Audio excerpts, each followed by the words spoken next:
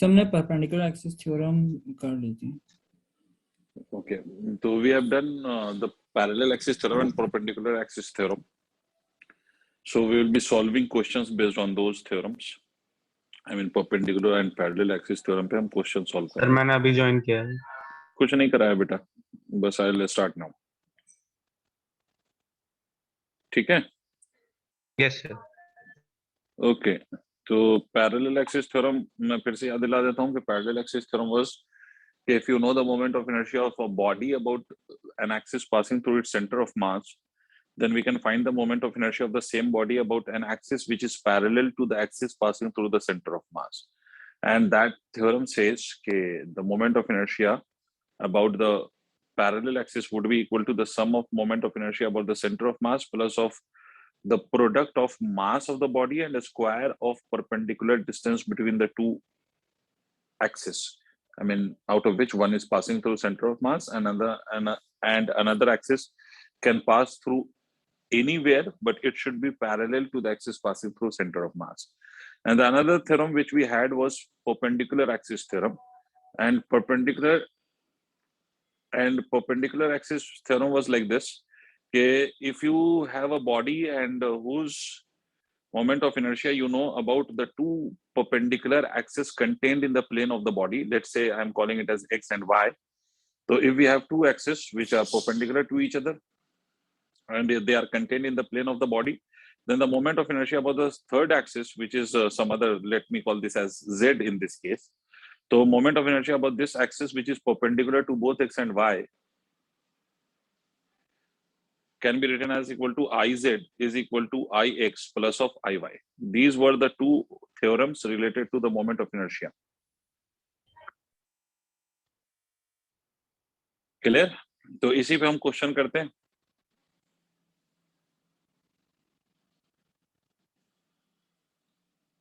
Sir इससे पहले आप एक एग्जांपल दे दोगे या फिर हमेशा ही Ix इक्वल टू Iy होगा? फिर से रिपीट करो। सर जैसे हम परपेंडिकुलर एक्सिस थ्योरम में Iz is equal to Ix plus Iy करते हैं ना, तो सर उसमें हमने पढ़ा था ना Ix और Iy इक्वल होगा सर। नहीं, हमेशा इक्वल होगा, it's not mandatory. It was only equal in the case of the ring and the disc.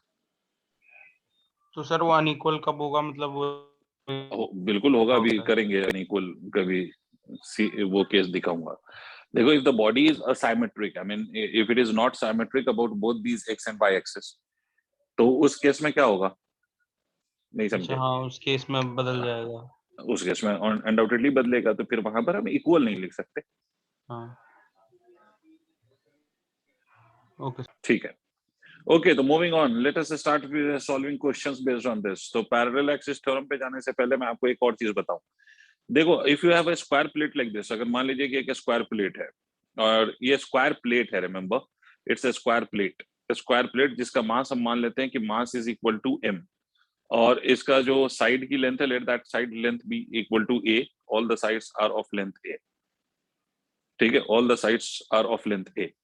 इस केस में अगर मैं मोमेंट ऑफ इनर्शिया लिखवाऊं आपको, तो देखिए, अगर मैं इसके सेंटर के अबाउट ये एक्सिस ले लूं, ये axis which is passing through the center of the square plate, तो एक बात तो ऑब्वियस है कि centre of the square plate पे ही स्क्वायर का सेंटर ऑफ मास भी होगा। नहीं, यही बात समझ में? स्क्वायर का सेंटर ऑफ मास कहां पे होता है? उसके ज्योमेट्रिकल सेंटर पे होता है ना? Yes sir. ठीक है, तो इसका सेंटर ऑफ मास इसके सेंटर पे है। तो अच्छा, एक बात याद रखो क्लियरली, स्क्वायर प्लेट का मोमेंट ऑफ इनर्शिया का फॉर्मूला वैसा ही आएगा जैसा रॉड के मोमेंट ऑफ इनर्शिया का फॉर्मूला आता है।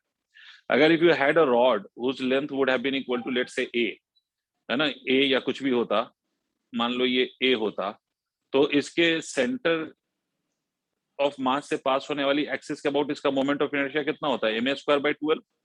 यही moment of inertia square plate का भी होता है। ठीक है, तो याद रखने के लिए सिंपली याद रखो कि the moment of inertia of the rod and the square plate and even of the rectangular plate is या हैज सेम फॉर्मूला। फिर से मैं रिपीट कर रहा हूँ। रोटेट कैसे कर रहे हैं, मतलब वो एक्सप्लेन कर दो स्क्वायर प्लेट को। एक मिनट रुको।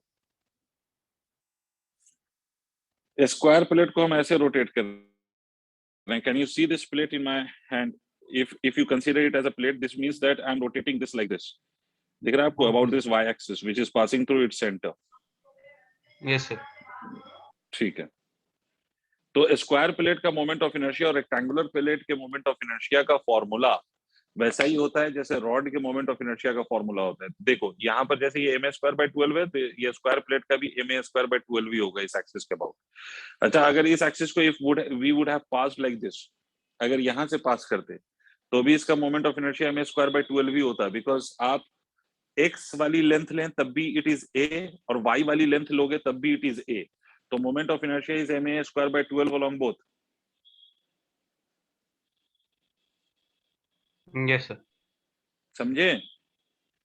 ओके। हाँ सर। अब देखो, इसको क्या मैं ऐसे कह सकता हूँ ऋषिक एंड ऑल कि भाई ये एक्सिस देखो, ये वाली axis and this axis, don't you think these two are perpendicular to each other and they are contained in the plane of this square plate? Don't Yes. You feel so? ये दोनों perpendicular है और कहाँ contained है? तो they are contained in the square plate. इसका मतलब अगर मैं ये थर्ड एक्सिस ले लूं, let me take this axis like this which is perpendicular, I mean if I am calling it as x axis and if I am calling it as y axis, so the third axis is my z axis which is perpendicular to both of these axes. तो इसके about अगर मैं moment of inertia लिखूंगा तो क्या लिखूंगा? तो हमने परपेंडिकुलर एक्सिस थ्योरम पढ़ा है, and what was that perpendicular axis theorem? तो perpendicular axis theorem simply says that the sum of moment of inertia about the two perpendicular axes contained in the plane of the body, अगर उसको add कर लें तो third axis के moment of inertia के बराबर हो जाएगा। इसका मतलब we can write this as ma² by 12 plus of ma²by 12, and if will add this up so you will get ma²by 6. This will be the moment of inertia of the square plate about an axis perpendicular to the plane of the square and passing through its center. समझ पाए? Yes sir. अच्छा बेटा, अगर इसी में ऐसा दिखाता मैं, इसी में मैंने बोला है कि स्क्वायर प्लेट का मोमेंट ऑफ इनर्शिया वैसा ही लिखोगे जैसा रॉड का लिखते हो। तो अगर मान लो कि यही एक्सिस ऑफ रोटेशन अगर यहाँ से पास हो रही थी from one end of the square, तो रॉड का जब ये एक्सिस यहाँ से पास होता है फ्रॉम द एंड, तो ये मोमेंट ऑफ इनर्शिया होता है ma²by 3। Do you remember? तो this would have been written as ma²by 3। यही एक्सिस ऐसे पास करा दो horizontally from the same end, तो ये कितना होता है? ma²by 3। ठीक है। अब अगर इसमें फिर से हम ये ले लेते परपेंडिकुलर एक्सिस, तो ये देखो, ये वाली एक्सिस और ये वाली एक्सिस, आर दे परपेंडिकुलर और not? Are you people able to visualise this one कि कौन सी एक्सिस में ले रहा हूं? तो अगर ये परपेंडिकुलर है तो इसके अबाउट अगर मैं लिखता तो मैं क्या लिखता? ma²by 3 plus of ma²by 3। ठीक है, this would have been equal to twice of ma²by 3। This would have been the moment of inertia. Yes sir. तो इसको नोट करिए, जो जो मैंने बताया, रॉड का moment of inertia, square of plate का मोमेंट ऑफ इनर्शिया और रेक्टेंगुलर प्लेट का मोमेंट ऑफ इनर्शिया सेम होता है। रॉड का moment of inertia, square plate का मोमेंट ऑफ इनर्शिया और रेक्टेंगुलर प्लेट का मोमेंट ऑफ इनर्शिया सेम होता है। बस लिखने का क्या तरीका होगा वो अभी मैं समझाता हूँ।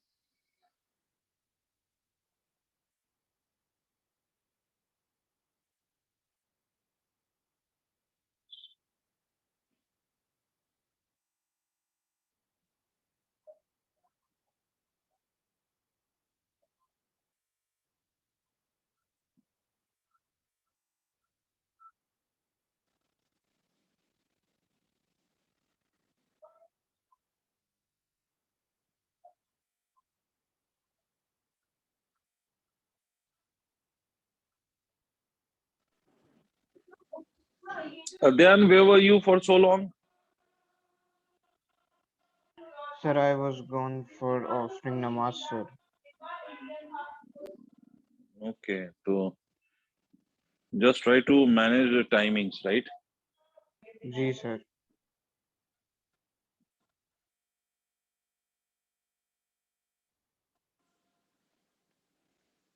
ये नोट हो जाए तो बताना बच्चों।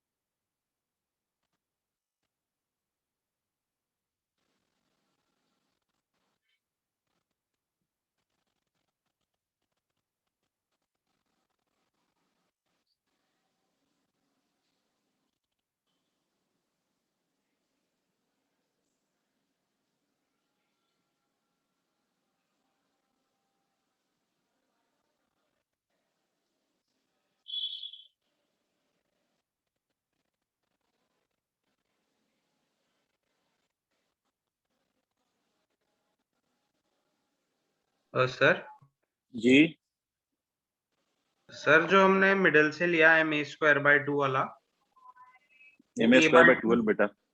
हाँ सर, सॉरी सर, 12। सर उसमें हम ए बाय 2 करके नहीं लेंगे डिस्टेंस? नहीं नहीं नहीं नहीं, याद करो moment of inertia of the rod क्या होता है, रॉड का मोमेंट ऑफ इनर्शिया आप क्या लिखते हो, हाँ सर, अच्छा, हाँ एम ए स्क्वायर है बाय, ना, ठीक पूरी है लेंथ सर। लेते हो ना आप। हाँ, हाँ हाँ हाँ, वो ऑल्दो सर वी आपने टेक इट बताया फ्रॉम था, द लेफ्ट सेंटर। का भी लेते हैं, राइट का भी। जी, हाँ वही जब हम उसको सॉल्व मतलब इंटीग्रेट करते हैं तो हम लिमिट्स जो लेंगे तो वो लेफ्ट में भी -L/2 आता है, राइट में भी राइट में +L/2 आता है। हाँ तो सर, वो प्लस हो जाता है। जी, ये सर नोट कर लिया। कर लिया।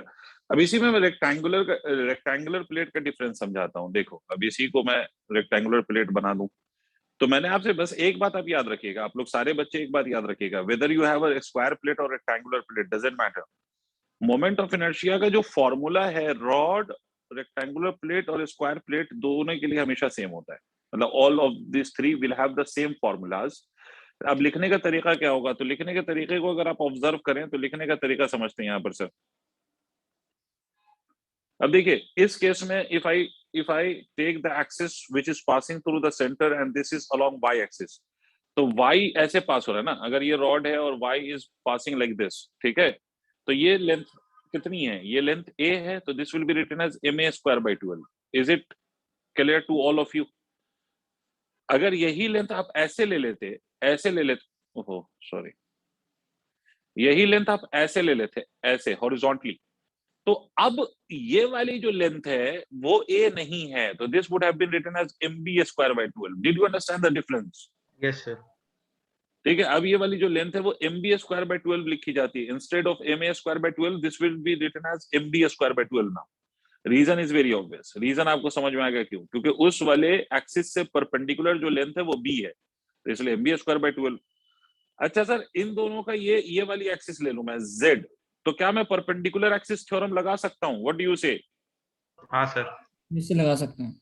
लगा सकते हैं, बहुत एम बढ़िया bye sir. So we can 12 apply the square hole की perpendicular square. Axis theorem, so we will write it as ma square by 12 plus of mb square by 12, and what we'll get is m by 12 multiplied by a square plus of b square। ये तो ये आ गया। अच्छा, इसी में अगर and से पास कराते, इस वाले एंड से, if I would have passed an axis from this and, तो ये आप मोमेंट ऑफ इनर्शिया लिखते ma स्क्वायर बाय 3। अगर एक्सिस आप ऐसे पास करते हॉरिजॉन्टली फ्रॉम दिस एंड, तो ये आप लिखते mb स्क्वायर बाय 3। अच्छा, इसी में अगर आप z एक्सिस ले लें, लेट अस से ये ऐसा एक्सिस, तो क्या फिर से perpendicular axis theorem can be apply बच्चों? यस यहाँ सर। पर z अगर कर दो तो परपेंडिकुलर एक्सिस थ्योरम फिर से अप्लाई कर सकता हूँ। अगर आप परपेंडिकुलर एक्सिस थ्योरम अप्लाई करेंगे तो क्या लिखेंगे आप लिखेंगे ma 2m square by by 3 3 a square plus plus of b square. mb square by 3, और else you can write this also as m upon 3 multiplied by a squared plus of b square. This will be the moment of inertia. Yes sir. Good, इसको भी note कर लो।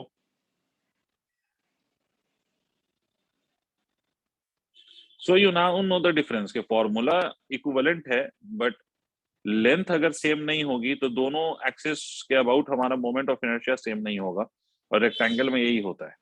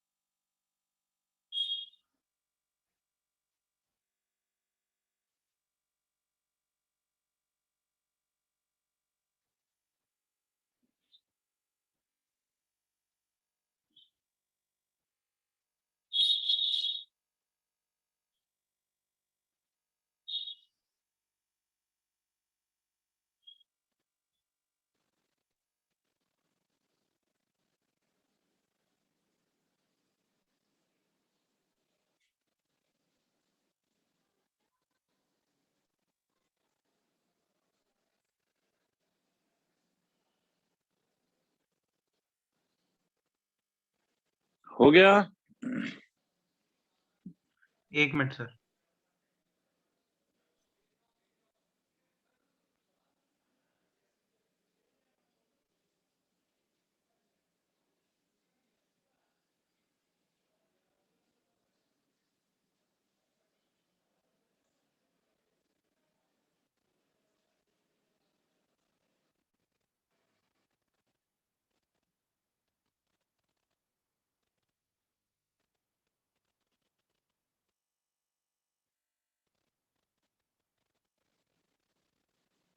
हो गया sir.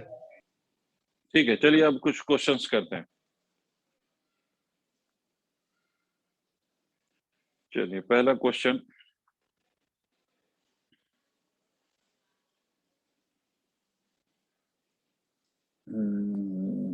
पहला कहाँ से start करूं, किस लेवल से? चलो, मान लो कि लेट अस से कि we are having this as a sphere, this is a rod which is connected to this sphere, and we have another sphere, means it the structure looks like a dumbbell. और मान लो कि ये वाला जो sphere है इसकी radius is something r, this sphere also has the same radius of r, इसका मास इज m, इसका mass is m, the rod also has a mass of m, the length of this rod, let's say it is equal to 4r, the length of this rod is 4r. ये वाला जो sphere है, this is solid sphere, one of the sphere is solid and the left one sphere is hollow sphere. This is hollow sphere. These are two spheres which is connected to two ends of the rod, and this is one of them is solid and another one is hollow. This is the axis of rotation. मतलब इस पूरे dumbbell को आप इस axis of rotation के about घुमा रहे हो. This is your axis of rotation, और क्वेश्चन में मेंशन है कि this axis passes through the centre of the rod. ये जो एक्सिस है वो सेंटर ऑफ द रॉड से पास हो रही है, दैट यू कैन सी. आपको बताना है कि इसके अबाउट मोमेंट ऑफ इनर्शिया कितना होगा. ठीक है, इसके अबाउट मोमेंट ऑफ इनर्शिया कितना होगा. What will be the moment of inertia of this whole system about this axis which is passing through the center of the rod. तो कैसे निकालें सर इसका moment of inertia about this axis? तो देखिए यहाँ पर if you write the moment of inertia, तो यहाँ पर जो moment of inertia होगा वो तीनों बॉडी के moment of inertia का सम होगा. ठीक है, about the same axis. तो तीनों बॉडी के moment of inertia को find करो about the given axis and then you just add them up to get the net moment of inertia. But how we will do that? तो आपको मालूम है कि when you have a rod, the moment of inertia of the rod about its center of mass, rod का moment of inertia center of mass के about कितना होता है? mr square by 12 होता है. yes, ठीक है, बहुत बढ़िया. तो rod का तो mr square by 2 मतलब ml square by 12 होता है, but this length is 4. तो moment of inertia अगर हम rod का लिखेंगे तो we write it as m into 4r square divided by 12. This means that it will become equal to 16 mr square by 12, or you can write this as IR is equal to 4 mr square by 3.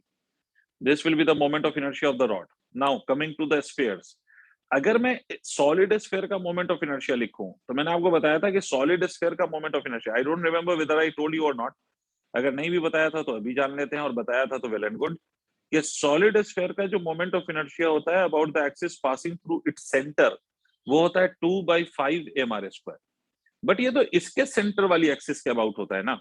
हमें जो moment of inertia चाहिए, हमें जो moment of inertia चाहिए वो हमें moment of inertia किसके about चाहिए? हमें मोमेंट ऑफ इनर्शिया चाहिए इस वाली एक्सिस के about, which is passing through the centre of the rod. तो इसको क्या करेंगे सर? हाँ, वेरी गुड. इन दोनों में we will apply the parallel axis theorem. And how we will write? We will write the moment of inertia of the solid sphere about that axis will be written as 2/5 mr square plus of mass of the sphere multiplied by the square of the distance from here. तो ये square of distance कितना हो जाएगा? r plus of 2r. This will become equal to 3r. Did you understand why? yes sir. ठीक है, तो ये हो जाएगा sir 2/5 mr square plus of 9r square, 9 mr square. ठीक है, तो ये जो भी थोड़ा सा गंदा सा आएगा 47 आ रहा है, ये 47/5 mr square as you can see. ठीक है, the third one is your hollow sphere. Hollow sphere का moment of inertia, yes, very good. तो hollow sphere का moment of inertia is 2/3 mr square about its own axis. ठीक है, which is passing through its center of mass. तो इसका moment of inertia आप लिखेंगे, इसका moment of inertia you will write it as 2/3 mr square, and you will apply the parallel axis theorem to get the moment of inertia of this hollow sphere about this axis which is passing through the center of the rod. So you will again write it as m into 3r squared So you will get this result also as 3 by 2 by 3 mr square plus of 9 times of mr square, and finally you get this as 29 by 3 times of mr square. Now you have all the moment of inertias about the given axis of rotation. Am I correct? Now you have the moment of inertias of all the bodies about the given axis of rotation. अब इन तीनों को आप add कर लो to get the net moment of inertia.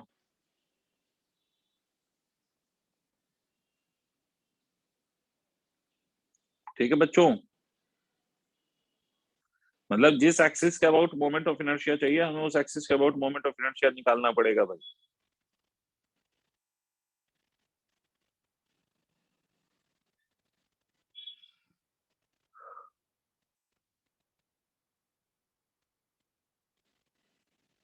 ये add करते रहना फुर्सत में.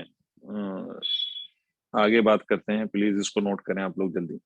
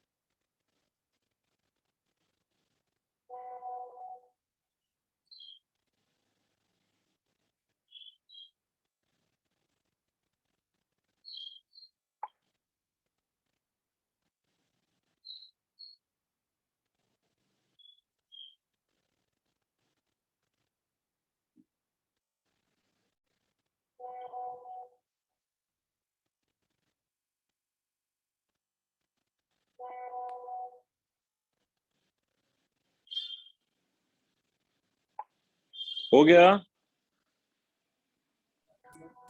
जैसे मैं था.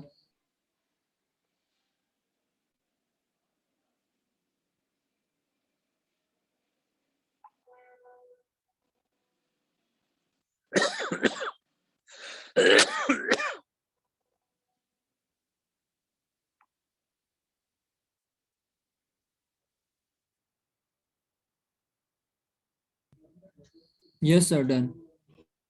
ठीक है, चलिए नेक्स्ट क्वेश्चन आप लोग ट्राई करिए. Let us say we are having these rings like this. ये एक रिंग, ये दूसरी ring, and we have a third ring like this, and our axis of rotation passes through this topmost ring from the center of it इस तरह से, और ये मान लेना कि भाई ऐसे पास हो रहा है. ये 3 रिंग है. all of these 3 are rings, right? इसका मोमेंट ऑफ इनर्शिया सॉरी इसका रेडियस r, इसका रेडियस मान लेते हैं 2r, इसका मास 2m, इसका मास m, इसका रेडियस r और इसका मास भी m. ये आपका एक्सिस ऑफ रोटेशन है, and I want the moment of inertia about this axis of rotation as I have shown you in the diagram. इसके about what will be the value of the moment of inertia that you have to find out. Hurry up. Sir 2r वाले का 2m है मास या r वाले का? r वाले का 2m है, लेफ्ट वाले का मास 2m है, 2r वाले का m है.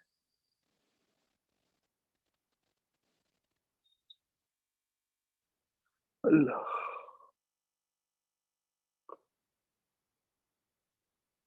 सर सॉलिड है ये सारे स्फीयर्स? बेटा रिंग है, रिंग. अच्छा रिंग है. अच्छा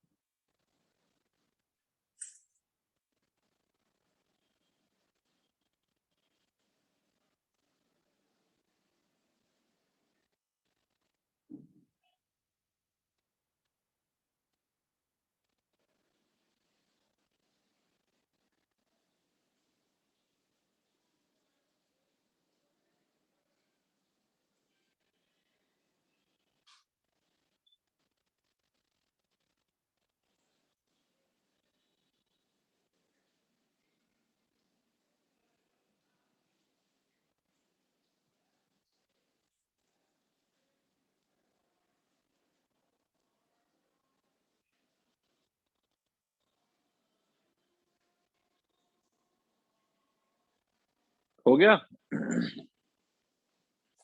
एक मिनट सर।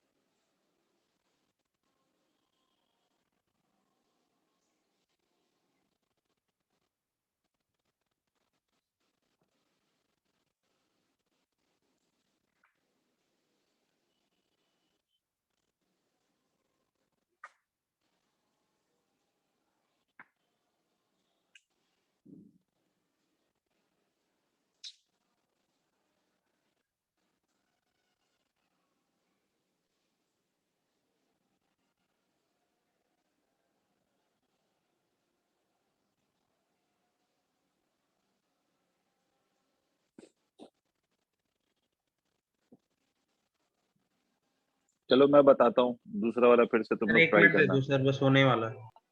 अच्छा 1 मिनट और दे दूँ, ठीक है।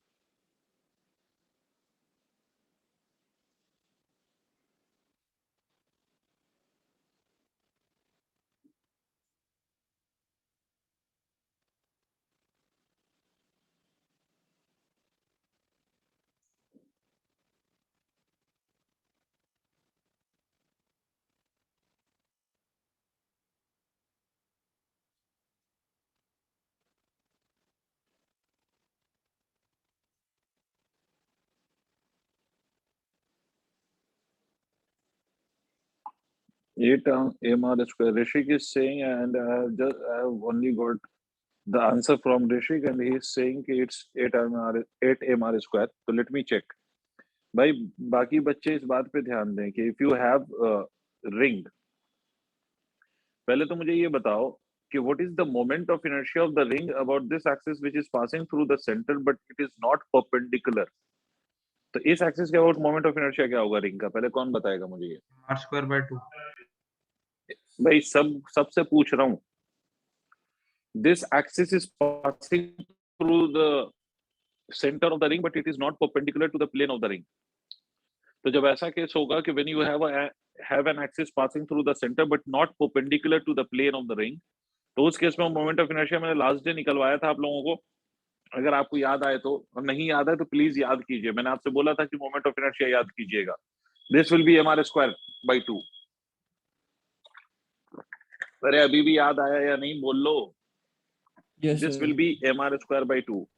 अच्छा इसको ऐसे भी बोला जा सकता है कि या तो आप ऐसे कह सकते हो कि the moment of inertia of the ring about its diameter is mr²/2, या इसको ऐसे भी बोला जा सकता है कि the moment of inertia of the ring about its own axis is mr²/2। दोनों बातें बोली जा सकती हैं, या तो डायमीटर कह दे या ओन एक्सिस कहे। अगर ओन एक्सिस भी कह रहा है तो इसका मतलब है कि वो डायमीटर वाली एक्सिस की बात हो रही है, परपेंडिकुलर वाली की नहीं। ठीक है, डायमीटर वाली की। तो ओन एक्सिस या डायमीटर एक ही बात है। अब देखिए यहाँ पर जो आपको मोमेंट ऑफ इनर्शिया निकालना है, इस रिंग का मोमेंट ऑफ इनर्शिया इसके डायमीटर के अबाउट mr²/2, बट इसका जो रेडियस है दैट इज 2r, तो mr²/2, तो ये 4mr² हो जाएगा, which you will write it as 2mr²। But ये इसके सेंटर के अबाउट आ रहा है और हमें चाहिए किस एक्सिस के अबाउट? हमें चाहिए इस एक्सिस के अबाउट। तो क्या करें हम? इस एक्सिस के अबाउट हमें चाहिए। ये एक्सिस आप लोगों को दिख रही है, ठीक है, and this axis is parallel to the axis passing through the centre of this ring. तो क्या करें? Parallel axis theorem. Parallel axis theorem. In the same way इस वाले रिंग के अबाउट मोमेंट ऑफ इनर्शिया कितना, इसका mass 2m into r square divided by 2, तो कितना आ जाएगा mr स्क्वायर। ठीक है, इसके लिए भी यही इसी के अबाउट चाहिए, तो पैरेलल एक्सिस थ्योरम लगाएंगे। और इस वाले का मोमेंट ऑफ इनर्शिया अगर मैं लिखूंगा तो इस वाले का moment of inertia mr square by 2। इसके लिए हमें पैरेलल एक्सिस थ्योरम लगाने की जरूरत नहीं है। क्यों? Because this axis is itself passing through the centre and it is diametrical axis, तो इसके लिए पैरेलल एक्सिस नहीं लगाना पड़ेगा आपको। बट इन दोनों रिंग के लिए you will have to apply the parallel axis theorem. तो what will you get is moment of inertia mr square by 2 plus of 2mr squared plus of mass of this ring which is m multiplied by its perpendicular distance from the center of the ring which is 2r squared. ठीक है, plus of what? Plus of moment of inertia of the left ring which is mr square plus of mass of this ring which is 2m into its perpendicular distance from the axis about which you want to find out the moment of inertia which is r, तो r square। ये पूरा आप solve करेंगे, तो जब आप ये पूरा सॉल्व करेंगे तो you will get this as mr square by 2 plus of 4r square, तो 4mr square 6mr square plus of 2mr square plus of 3mr square। ऐसा कुछ आ रहा है ऋषिक, एंड आई हाँ सर थिंक इट वो doesn't matches with your answer. हाँ sir वो मेरे में कैलकुलेशन मिस्टेक है सर, मैंने mr स्क्वायर बाय 2 वाला मिस कर दिया।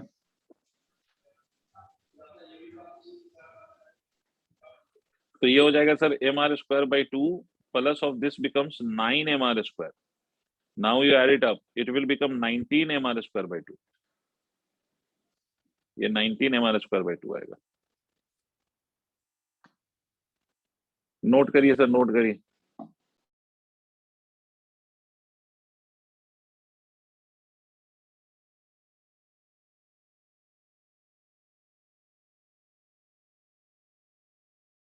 सर सर डिस्क में लॉन्ग डायमीटर क्या होता है? mr square by 4। सर और सर वैसे z axis mr square by 2। हाँ, z एक्सिस के अबाउट mr square by 2 और डायमेट्रिकल एक्सिस के about mr square by 4।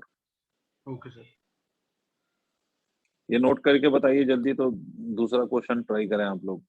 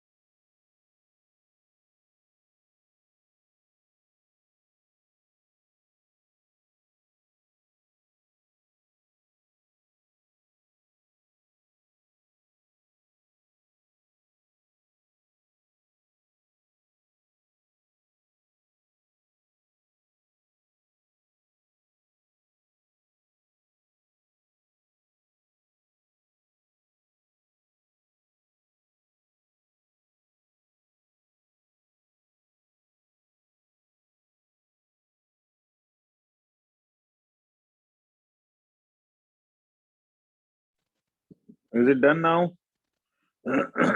Just a minute, sir.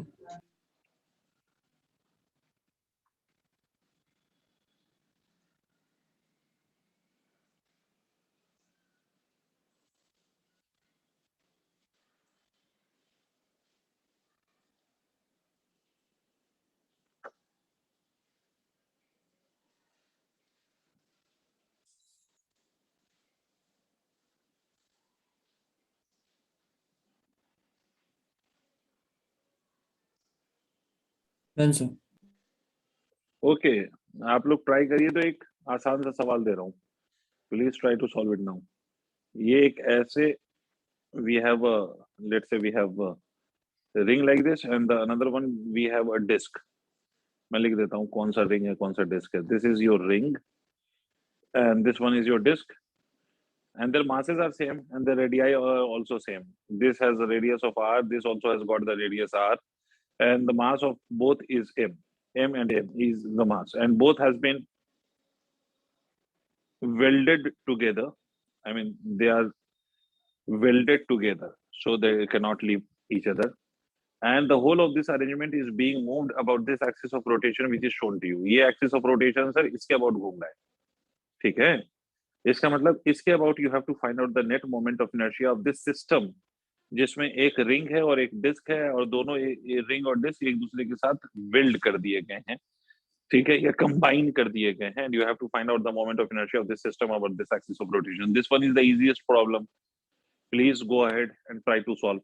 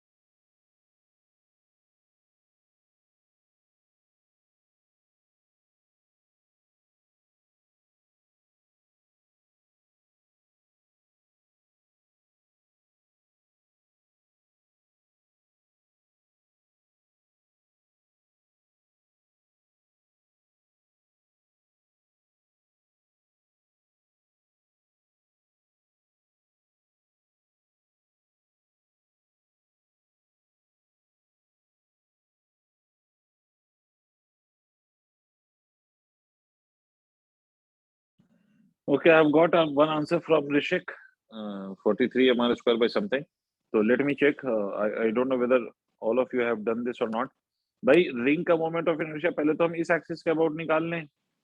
ये एक्सिस और ये वाली जो एक्सिस है ये दोनों पैरेलल है, तो moment of inertia of the ring about this parallel axis कैसे लिखोगे? Using the parallel axis theorem. Parallel axis theorem क्या होगा? Moment of inertia about the centre of mass of the disc and about this diameter कह लो एक तरह से. तो डायमीटर के अबाउट जो मोमेंट ऑफ इनर्शिया आएगा वो एम आर स्क्वायर बाई 2 आएगा, plus of mass of the ring multiplied by the distance from this axis का स्क्वायर, तो एम आर स्क्वायर. ठीक है, ये तो आ गया रिंग का. प्लस ऑफ डिस्क की अगर हम बात करें तो डिस्क के लिए moment of inertia about this diameter will be equal to what? So this will be equal to mr square by 4 plus of mass of the disk which is again m and the distance from this axis of rotation. तो यहाँ से ये पूरा distance लोगे तो ये 2r plus of 3r आएगा मेरे हिसाब से. तो this will come out to be 3r का स्क्वायर. Is it clear? तो moment of inertia will be equal to, solve करो तो ये 2 ये हो गया 3 mr square by 2 ये वाला term, plus of this is mr square by 4 as it is, plus of this will become equal to 9 times of mr square. इसको अगर आप सॉल्व करेंगे तो 2 और 4 कैल्शियम विल बी 4, तो ये हो जाएगा 6 mr square plus of mr square plus of 36 mr square divided by what? Divided by 4. तो ये कितना हो जाएगा? 43. Yes, Rishik, you are correct. 43 mr square by 4. This will be the moment of inertia. I don't know why others are unable to solve these kind of questions. अगर कोई issue है तो please पूछिए, वरना बेटा कोशिश करिए क्वेश्चन सॉल्व करने की. If you have any issue please ask, otherwise try solving this problems. This is not the very typical ones. ये आसान से क्वेश्चंस हैं. चलो एक और मैं सिचुएशन ऐसा बना देता हूं अगर आप लोग चाहते हो तो, but please try to solve the problem and try to find out the result.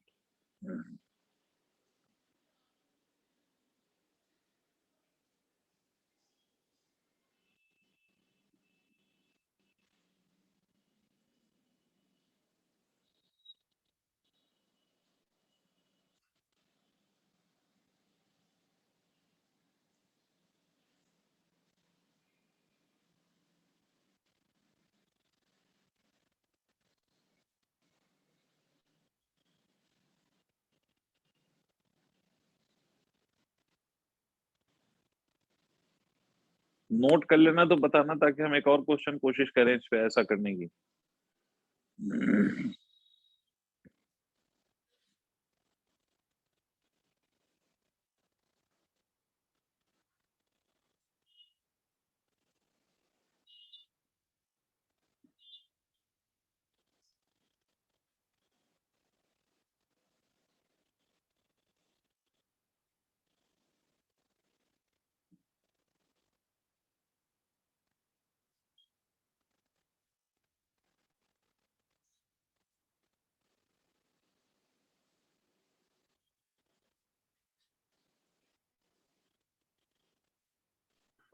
हो गया बच्चों? Can we go for the next problem? हाँ सर। बच्चों बाकी लोग भी बोलें प्लीज। सर Yes, मैं sir. नेटवर्क प्रॉब्लम के कारण डिस्कनेक्ट हो गया था, आपने क्या करा है वो बता दीजिए। कुछ नहीं कराया, जो क्वेश्चन दिया था उसी को सॉल्व किया। ओके और ये सर। क्वेश्चन हमने कैसे सॉल्व करा, तो obviously we took we wrote the moment of inertia of the ring as well as disk first about their diameters, and then we use the parallel axis theorem to get the moment of inertia about the required axis. Okay sir.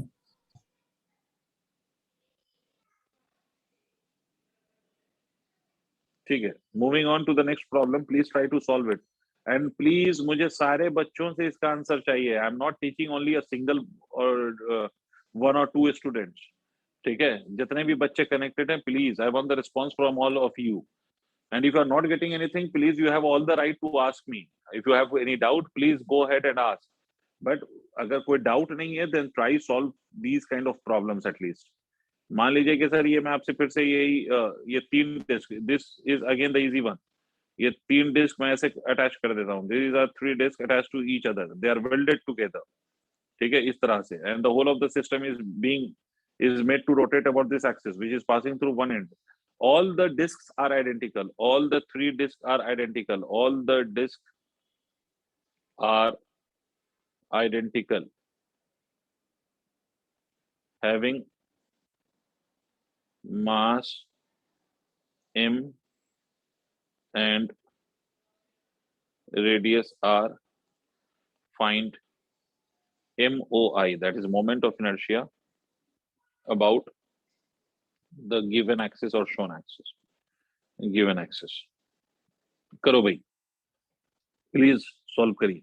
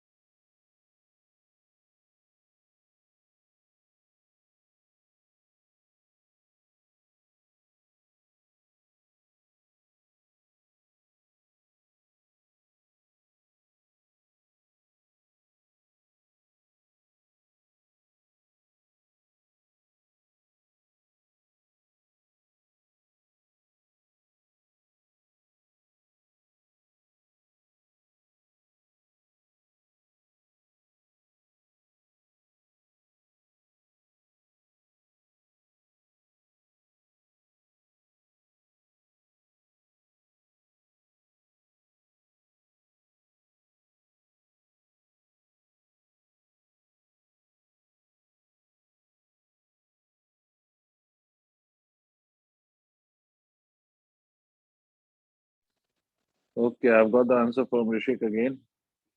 I don't know about others. Should I wait or should I solve? बाकी लोग बताएंगे, बाकी बच्चे क्या कहते हैं? Are ji you उसमें people मैं सॉल्व trying कर this रहा हूँ। problem now? ठीक है, सर सॉल्व कर दीजिए। सॉल्व कर दें अध्ययन। आपसे क्यों नहीं हो पाया अध्ययन? सर ये वाला अच्छे से नहीं आया सर मुझे। अच्छा, अच्छे से नहीं आया तो क्यों नहीं पूछा आपने अच्छे से जब नहीं आया तो? हाँ बेटा, सर मैं वो एक बार ट्राई करके देख रहा था। ठीक है, ये वाला अच्छे से नहीं आया, इसके पहले वाले अच्छे से आ गए। इसके पहले वाला कर दिया था सर। अच्छा, देखते हैं भाई, जिनको नहीं समझ में आए प्लीज वो पूछें। देखो, एक मतलब ऑनलाइन में आप ये कह लीजिए कि ऑनलाइन क्या एक तो है मामला कि मैं आपको नहीं देख पा रहा हूँ, तो इसलिए मैं अंदाजा भी नहीं लगा सकता आपके चेहरे को देख के कि आपको ये बातें समझ आई या नहीं। ठीक है, अगर आप मुझे मतलब मजबूर करेंगे, आप खुद नहीं बोलेंगे कुछ भी, तो फिर तो मुझे यही करना पड़ेगा, कुछ अच्छे के लिए मुझे ये करना पड़ेगा, फिर मुझे आपसे रिक्वेस्ट करनी पड़ेगी, आपको कहना पड़ेगा कि साहब आप अपने वीडियो को हर वक्त ऑन रखें so that I can see your faces, और उससे मुझे अंदाजा हो पाएगा कि भाई आपको बातें समझ आ पा रही हैं या नहीं समझ आ रही हैं। ठीक है, तो ये तो एक पॉसिबिलिटी तो ये में हो सकती है, लेकिन आपको अगर नहीं समझ आए तो प्लीज आप खुद पूछिए ना। आपको सीखना है, मुझे थोड़ी सीखना है, मुझे आता है तभी मैं बता रहा हूँ ना। तो इसलिए आप पूछें बेटा, अगर नहीं समझ में आए तो मैं बताऊंगा, है ना। अगर आपको नहीं समझ में आए और फिर भी मैंने बताऊं तो फिर ये मेरी तरफ से गलती है, बट आपको नहीं समझ में आ रहा और आप पूछ भी नहीं रहे हो तो इट्स योर फॉल्ट, राइट। तो यू शुड आस्क, या फिर आपने ये सोच लिया है कि भाई समझ आए या ना आए क्या फर्क पड़ता है, तो फिर एक अलग फैक्ट है। तो एनीवेज, इसके एक्सिस से पास होने वाला मतलब इसके सेंटर से पास होने वाला डायमीटर के अबाउट मोमेंट ऑफ इनर्शिया निकाल लो, इसके अबाउट इसके डायमीटर के अबाउट निकाल लो, और इसके डायमीटर के अबाउट निकाल लो। एक बात तो यहाँ पर क्लियर है कि सबके डायमीटर के अबाउट मोमेंट ऑफ इनर्शिया तो वही होगा, मतलब because all of these are disc, तो इनके अपने डायमीटर के अबाउट जो मोमेंट ऑफ इनर्शिया होना है वो तो ठीक है सर, एम आर स्क्वायर। इसके भी डायमीटर के about M are square by 4, इसके भी डायमीटर के about M are square by 4, और इसके भी अपने डायमीटर के about M are square by 4। मगर हमें जो मोमेंट ऑफ इनर्शिया चाहिए वो इनके डायमीटर्स के अबाउट नहीं चाहिए, हमें जो मोमेंट ऑफ इनर्शिया चाहिए वो हमें इस एक्सिस के अबाउट चाहिए। तो इस एक्सिस के अबाउट निकालने के लिए we'll again be using the parallel axis theorem, और पैरेलल एक्सिस थ्योरम लगाने के लिए I should know these distances of these axis और these diameter from the given axis of rotation. तो इससे हमें वो डिस्टेंसेस देखना पड़ेगा। तो इस वाले के लिए ये डिस्टेंस आर है, बट मुझे नहीं पता आप लोगों ने आंसर कैसे दिया, बिकॉज द प्रॉब्लम इज कि ये वाली डिस्टेंस, अच्छा ये वाली डिस्टेंस आप निकाल सकते, ये वाली डिस्टेंस आर है, और ये वाली डिस्टेंस कितनी होगी, तो ये वाली डिस्टेंस भी आर होगी, क्योंकि मैंने डायग्राम ऐसा लिया है। देखो ये आर है, दिख रहा है आप लोगों को, तो ये भी आर है, इसका मतलब ये टोटल डिस्टेंस 2r होगी। देखो पहले ये समझ में आया, बाकी तो मैं सिखा लूंगा, पहले ये बात यस समझ सर। में आई। Yes, these two distance, have you understood? Everyone please respond. yes, sir. Yes, sir. ठीक है, और इस वाले का जो डिस्टेंस होगा वो यहाँ से कितना होगा, तो दिस विल बी आर, यहाँ से यहाँ तक 2r और फिर r, तो this will be equal to 3r। Hope you have understood this. Now apply the parallel axis theorem. अगर आप पैरेलल एक्सिस थ्योरम लगाओगे तो ऊपर वाला देखो, M are square by 4 plus of mass of this disc multiplied by the square of this distance between the two axis, plus of इस वाले का अगर हम लिखें तो this will be equal to again M are square by 4 plus of mass into square of the perpendicular distance of it, plus of इस वाले का, लास्ट वाले का मैं लिख रहा हूँ यहाँ पर, तो m are square by 4 once again plus of mass of this multiplied by the square of this distance which will be equal to 3r square. अब इन सबको अगर हम ऐड कर लें तो will get the net moment of inertia about the required axis. क्या ये अभी भी सबको समझ में आ गया है? Yes, sir. Yes sir. जी ठीक है, आई होप कि सबको समझ में आ गया हो। तो this is how you solve the problems related to moment of inertia. You sometimes have to use parallel axis theorem, sometimes you use perpendicular axis theorem and so on. अब इससे पहले कि मैं इसमें और इस पे चलूं दूसरे टॉपिक्स पे, मगर एक और टाइप ऑफ क्वेश्चन मैं आपको करा देना चाहता हूं, तो उसके बाद फिर मैं दूसरे टॉपिक को स्टार्ट करूंगा। तो एक और टाइप ऑफ क्वेश्चन है कैविटी प्रॉब्लम्स। ये पहले देख लो, ये नोट अगर कर लिया आप लोगों ने तो मैं इरेज करूं इसको।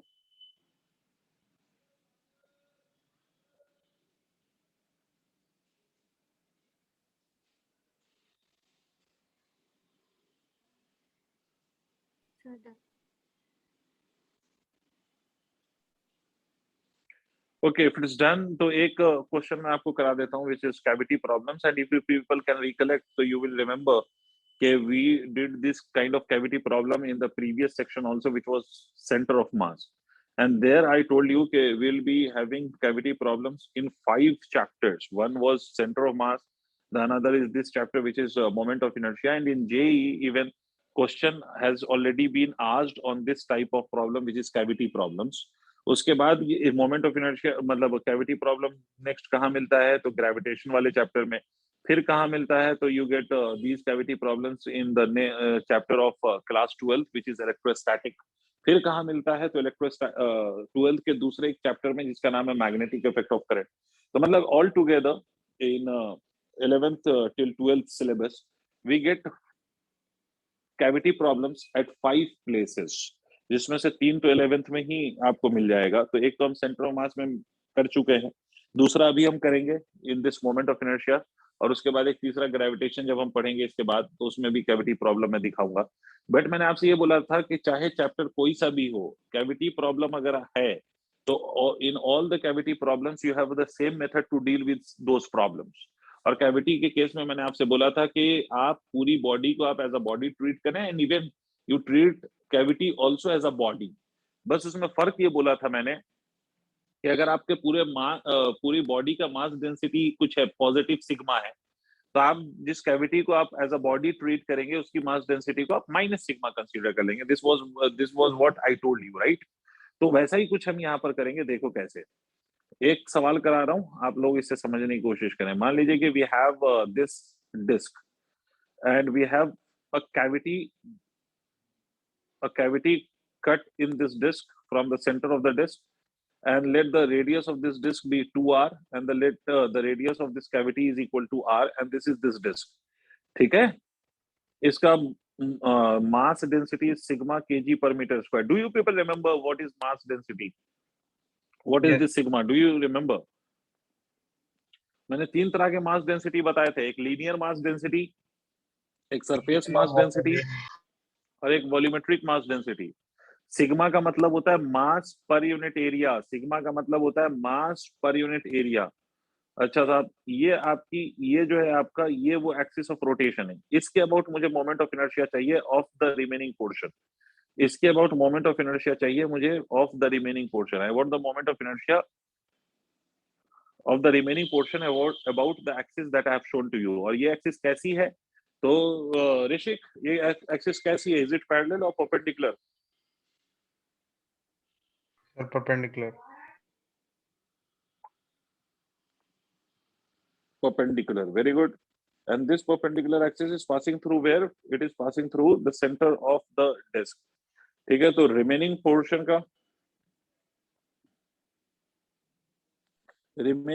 का मोमेंट ऑफ इनर्शिया चाहिए. सर ये परपेंडिकुलर समझ में नहीं आया, बता दीजिए दोबारा से. परपेंडिकुलर का मतलब, if you have taken this as your disc which is in x y plane, तो जिस एक्सिस के अबाउट मुझे मोमेंट ऑफ इनर्शिया चाहिए, this is along z axis. Okay sir. ठीक है, वेरी गुड. तो अब देखो, अब कैसे करेंगे हम सॉल्व. तो जैसे मेथड मैंने सिखाया था, let us discuss that only.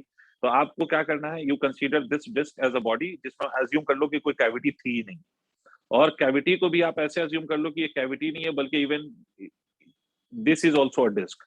ठीक है, और इसको आप पूरा डिस्क की तरह ट्रीट करें, इसको 2r. ठीक है, ये पूरे को आप एज अ डिस्क ही ट्रीट करें, एंड इवन कैविटी को भी आप एज अ डिस्क ट्रीट करें जिसका रेडियस r है. यहां तक क्लियर है आप लोगों को? अच्छा, इसकी मास, इसका मोमेंट ऑफ इनर्शिया क्या होगा? इसके अपने सेंटर पे इसका मोमेंट ऑफ इनर्शिया क्या होगा? तो देखो, अब ये एक्सिस परपेंडिकुलर हो गई ना डिस्क के, तो कौन बताएगा मुझे कि डिस्क का moment of inertia about an axis perpendicular to the disc क्या होता है? mr²/2. Very good. mr²/2. सब नहीं बोल पाए, लेकिन चलो, वेरी गुड. mr²/2 ही होता है, mr²/2. फिर से मैं आई रिपीट कि डिस्क का moment of inertia about perpendicular axis is mr²/2, which passes through the center. By it's my request to all of you, please memorize all these moment of inertia and all the center of masses for different bodies, please. Otherwise, you will fail to solve problems related to center of mass or related to moment of inertia. So it's Okay, my sir. request, please memorize all the moment of inertias and all the center of mass. जिनका जिनका मैंने बोला याद करने को, please उसको याद करें, वरना फिर कोई फायदा Okay, नहीं है, sir. फिर आप क्वेश्चंस नहीं सॉल्व कर पाएंगे। एनीवेज, तो इसकी मास डेंसिटी को मैंने बोला प्लस सिग्मा मान लो, तो इसके मास डेंसिटी को you will consider it as minus of sigma, और इन दोनों को अगर आप सुपर इम्पोज कर दो तो you finally will get this result. ठीक है, तो इसका अपने एक्सिस के अबाउट जो मोमेंट ऑफ इनर्शिया होता है वो mr² by 2 होता है। m की वैल्यू आप क्या लिखेगा, m की वैल्यू, तो देखो मैं आपको फिर से याद दिला दूं, सिग्मा का मतलब होता है मास अपॉन एरिया, तो mass can be written as equal to sigma multiplied by area. Please आप लोग रिवाइज करते रहें चीजों को। ये याद आया सबको कि mass is equal to sigma multiplied by area, where sigma is what, mass density. What kind of mass density it is? It is surface mass density. कैसा मास डेंसिटी है? Surface mass density. Surface mass density, is it clear? Yes, sir. ठीक है, तो surface mass density, इसकी surface mass density sigma multiplied by the area. Disc का area लिखोगे तो pi into its radius का स्क्वायर, रेडियस इज 2r, तो ये मास हो गया इसका, मल्टीप्लाइड बाय फिर से रेडियस 2r का square. Did you understand why I am writing this as 2r square again? Yes, sir. Divided by 2। सबको समझ में आना चाहिए प्लीज। ये वाला पोर्शन Yes, मास sir. हो गया सर, Yes, ये sir. वाला पोर्शन इसका मास है। Sigma into pi into 2r square is mass, और रेडियस 2r है, तो mr²/2 is the moment of inertia of the disc, mr²/2। यहाँ पर रेडियस 2r है तो 2r लीजिएगा आप। तो इसको अगर आप लिखेंगे तो this will be equal to कितना, sigma into this will be 4r² and 4r², this will become equal to 16r², right, divided by 2। इसका मतलब ये हो जाएगा 8 sigma pi r²। This is the moment of inertia of this disc. इस वाले disc का अगर हम लिखें तो क्या लिखेंगे, minus of sigma multiplied by इसका area pi r² multiplied by r² divided by 2। तो ये आ जाएगा I इज इक्वल टू, ये मुझसे गलती हुई है, pi r to the power 4 होगा। I is equal to minus of sigma pi r to the power 4/2। Is it clear? Can anybody tell me कि सबको समझ में आ गया भाई? I नेट की वैल्यू क्या लिखेंगे आप, 8 sigma pi r to the power 4 plus इसका इस एक्सिस के अबाउट, ये दिख रहा है आप लोगों को? Yes, sir. Yes, sir. Plus moment of inertia of the cavity वाला disc minus of sigma into pi r by 4 divide by 2। क्या इतना ही ऐड कर दूंगा तो मुझे इसके अबाउट मोमेंट ऑफ इनर्शिया मिल जाएगा, या कुछ और भी करना पड़ेगा? सोचो एक मिनट पहले। मैंने जो अभी मोमेंट ऑफ इनर्शिया निकाला है बड़े वाले डिस्क का, तो उसके सेंटर के अबाउट निकाला है, कैविटी का उसके सेंटर के अबाउट निकाला है, मगर मुझे नेट मोमेंट ऑफ इनर्शिया चाहिए बड़े वाले डिस्क के अबाउट। Sir, तो क्या parallel इतना ही लिखने से काम बन जाएगा, या हमें will have to go for the parallel axis theorem here also? sir, यहाँ पे भी लगेगा parallel axis. सबको नहीं समझ में आया? देखो भाई सारे बच्चे सुनो, डिस्क मतलब कैविटी को आपने जब डिस्क माना, तो मोमेंट ऑफ इनर्शिया जो आपने फाइंड करा है, the moment of inertia that you have calculated, you found this moment of inertia, found this moment of inertia about the center of the cavity, but you want the moment of inertia about the remaining disk, मतलब जो बड़ी वाली disc है उसके centre के about you want the moment of inertia. और अभी जो आपने मोमेंट ऑफ इनर्शिया निकाला है वो किसके अबाउट निकाला है, वो तो आपने कैविटी के सेंटर के अबाउट निकाला है, जबकि आपको चाहिए किसका, कैविटी का भी मोमेंट ऑफ इनर्शिया आपको बड़ी वाली डिस्क के अबाउट चाहिए। Is it clear to all? Please respond. Yes, sir. Yes, sir. तो Yes, भाई sir. इसमें और इसमें हम पैरेलल एक्सिस थ्योरम लगाएंगे। And how will apply the parallel axis theorem? तो पैरेलल एक्सिस थ्योरम क्या कहता है, मास ऑफ दिस, अगेन कैविटी वाला डिस्क, मास कितना होगा, minus sigma into pi into r², इसका मास हो गया, मल्टीप्लाइड बाय इन दोनों एक्सिस के बीच का जो डिस्टेंस है उसका स्क्वायर। तो ये कितना होगा, r का स्क्वायर। देखो आप लोग सॉल्व कर लेना आप लोग, बट देखो अच्छे से।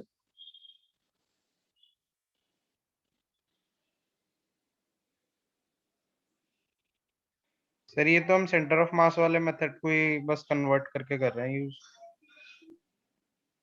हाँ बस फॉर्मूला हमें किसका लगाया, हमने मोमेंट ऑफ इनर्शिया का। यस।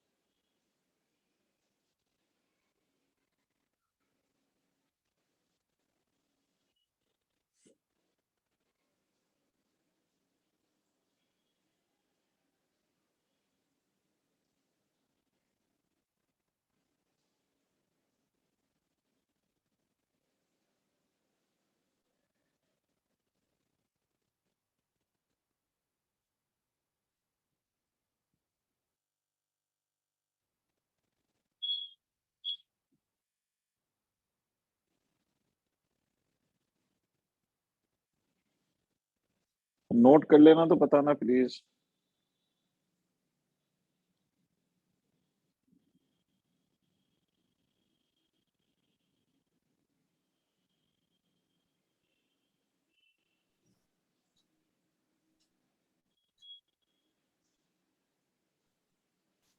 कर लिया सर। ठीक है, चलिए, तो these questions were related to moment of inertia. लेकिन मैं फिर से वही कहूंगा कि प्लीज मोमेंट ऑफ इनर्शिया जो मैंने बोला है आपको डिफरेंट बॉडीज के लिए, वो प्लीज याद कर लीजिएगा, अदरवाइज आप क्वेश्चंस नहीं कर पाएंगे मोमेंट ऑफ इनर्शिया से रिलेटेड। या not only moment of inertia but इसके रोटेशन के भी क्वेश्चन आप नहीं कर पाएंगे, और आगे रोलिंग आएगा उसके भी क्वेश्चंस आप नहीं कर पाएंगे अगर आपको मोमेंट ऑफ इनर्शिया याद नहीं रहेगा तो। खैर, तो विद दिस होप कि आप मोमेंट ऑफ इनर्शिया याद करेंगे। मैं नेक्स्ट टॉपिक पे चलता हूँ इसी में। अब इसका जो नेक्स्ट टॉपिक है वो हम टॉर्क वॉर्क की बात करेंगे, but before I start discussing about the torque and all those things, मैं आपको पहले मैं बताऊं काइनेमेटिक्स ऑफ रोटेशन की बात कर लेते हैं पहले। काइनेमेटिक्स मेरा मतलब यह है कि अगर कोई भी बॉडी रोटेट करेगी, तो बॉडी अगर मान लो कि ये कोई बॉडी रोटेट कर रही है, लेट अस से कि this is a body and which is rotating about some axis, let's say this is the axis about which the body is rotating. ये एक्सिस है, इसके अबाउट बॉडी रोटेट कर रही है। तो अगर ये पूरी बॉडी इस एक्सिस के अबाउट रोटेट कर रही है, तो इन सम कुछ इन a given time the body will rotate by some angle, it will rotate with some angular velocity, it may also have some angular acceleration and all those things. तो अगर body इस तरह से रोटेट कर रही है, तो बॉडी अगर रोटेट करेगी तो उसमें एंगुलर वेलोसिटी भी होगी सर, उसमें उसका एंगुलर एक्सेलरेशन भी होगा, it will cover some angular displacement as well. तो अगर ये सब मुझे कैलकुलेट करना हो तो how will calculate these things.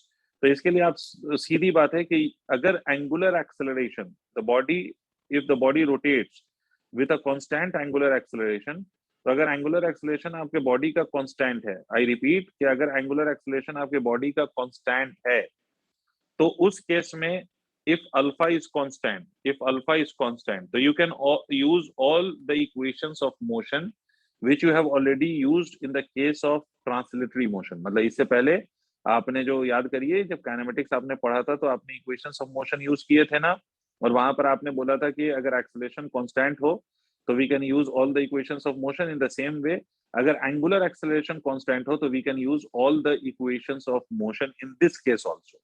बस सिर्फ फर्क ये होगा कि वहां पर आप डिस्प्लेसमेंट लिखते थे, यहाँ पर that displacement will become linear displacement. वहां पर आप लीनियर वेलोसिटी लिखते थे, यहाँ पर that linear velocity will become angular velocity. वहां पर लीनियर एक्सेलरेशन होता था, यहाँ पर it will become angular acceleration, but बाकी सारी चीजें वही रहेंगी सर।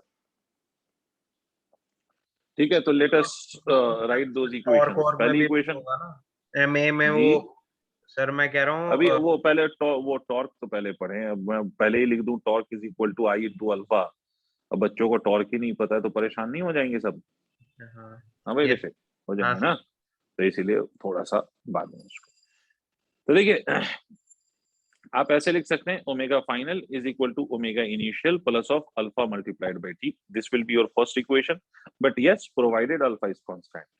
दूसरा, theta will be written as equal to omega initial multiplied by T plus of half into alpha multiplied by T square. मतलब इसको ऐसे भी कहते हैं कि all the linear variables has been replaced by the angular variables.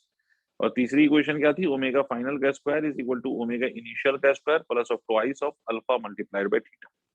ये तीन kinematics की इक्वेशन है जो रोटेशन में आप यूज कर सकते हैं, प्रोवाइडेड अल्फा कांस्टेंट हो। अब देखो कैसे, एक आध क्वेश्चन में बताता हूं। जैसे अगर मान लीजिए कि मैं आपसे कह रहा हूं कि a body rotates with some initial angular velocity, कोई बॉडी है जो इनिशियल एंगुलर वेलोसिटी से रोटेट कर रही है। जैसे मान लो एक क्वेश्चन ही कर लेते हैं ना, बेसिक सा सवाल एक समझते हैं। अगर मान लीजिए कि we have a body which rotates with an angular velocity of let's say 4 radian per second. अच्छा, एक बात याद रखिएगा कि अगर आपको एंगुलर वेलोसिटी की यूनिट ऐसे नहीं लिखी हुई है रेडियन पर सेकंड, आपसे बोले कि a body rotates with a frequency of, ऐसे भी तो कह सकता है रेडियन पर सेकंड। आपको अगर गिवन है तो इसका मतलब आप समझ लीजिएगा कि ओमेगा की वैल्यू आपको गिवन है। ठीक है सर, अगर रेडियन पर सेकंड आपको गिवन है तो आप समझ लीजिएगा कि आपको ओमेगा की वैल्यू गिवन है।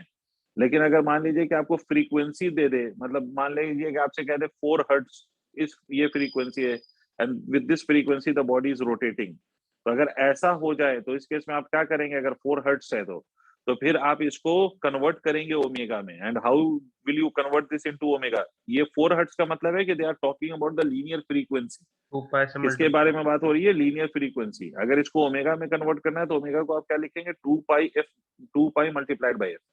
अगर ये करेंगे तो ओमेगा में कन्वर्ट होगा। ठीक है, तो इस बात का ख्याल रखिएगा। एनीवेज, ओमेगा इनिशियल मान लो कि मैंने आपसे कह दिया कि लेट्स से कि omega initial is equal to 4 radian per second. Alpha मान लीजिए आपसे कहा जा रहा है कि 2 रेडियन पर सेकंड स्क्वायर्ड है, 2 रेडियन पर सेकंड स्क्वायर, और आपसे पूछा जाए कि फाइंड एंगुलर डिस्प्लेसमेंट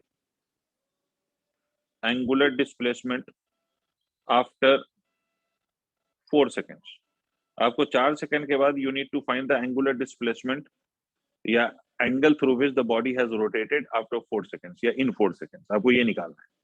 तो आप कैसे करेंगे सर? अगर आपको ये करना है तो आप कैसे करेंगे? तो आप कुछ नहीं करेंगे, you can, because alpha here is constant, undoubtedly I can see के अल्फा इज कांस्टेंट, और अल्फा अगर कांस्टेंट है तो उसके बाद क्या कर सकते हैं हम? अल्फा कांस्टेंट है तो we can use the equation of motion. और इक्वेशन ऑफ मोशन अगर यूज करेंगे तो सर कैसे यूज करेंगे? तो let us use that equation of motion. कौन सा वाला यूज करेंगे? तो ऑब्वियसली सेकंड वाला यूज करेंगे, या नहीं, है ना बेटे? Yes sir. बच्चों, सेकंड वाला इक्वेशन ऑफ मोशन यूज करेंगे ना? तो सेकंड वाला इक्वेशन ऑफ मोशन यूज करेंगे तो आप क्या लिखेंगे? Theta is equal to omega, omega initial is 4 multiplied by t की वैल्यू कितनी है? वो भी 4 है, plus of half multiplied by alpha, alpha की वैल्यू कितनी है? 2 multiplied by T square, that is 4 का स्क्वायर। ठीक है, तो ये वाला टर्म इस वाले टर्म से कैंसिल हो जाएगा, तो थीटा की वैल्यू कितनी हो जाएगी? 16 and 16, that is 32 radian. Theta will be in radiance of course, 32 radian.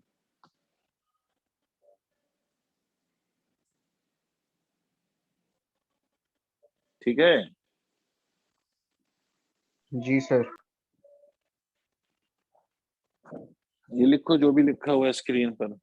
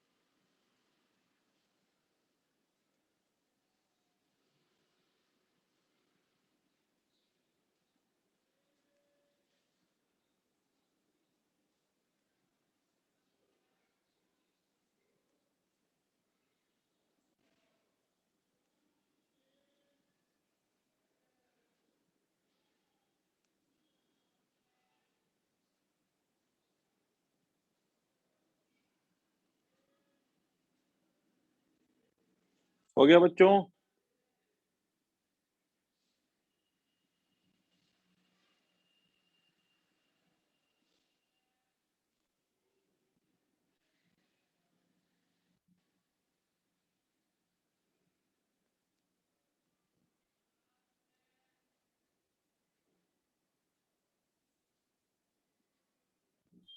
बच्चों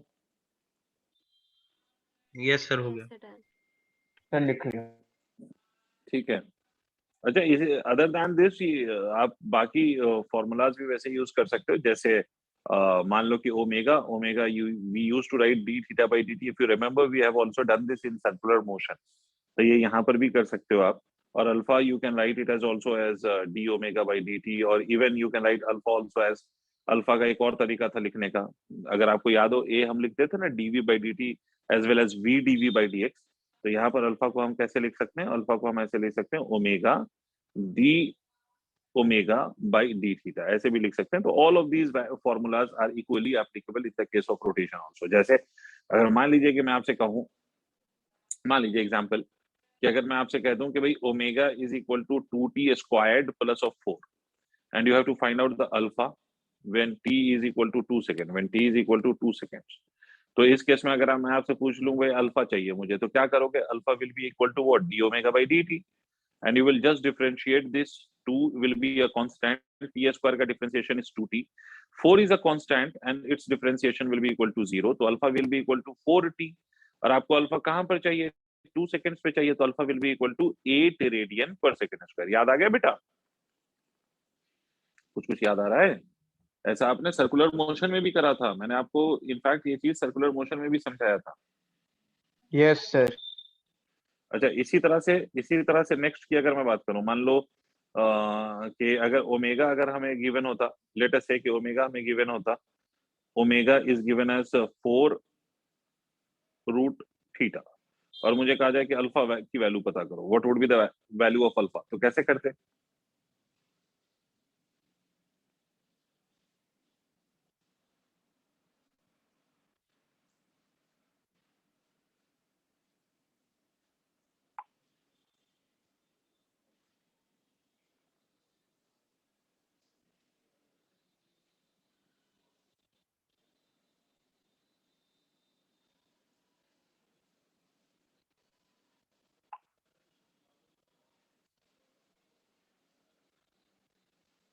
कैसे करोगे? What will you use to find the alpha if omega is given in terms of theta? अब क्या d ओमेगा बाई dt कर सकते हैं? Can we use d omega by dt in this case?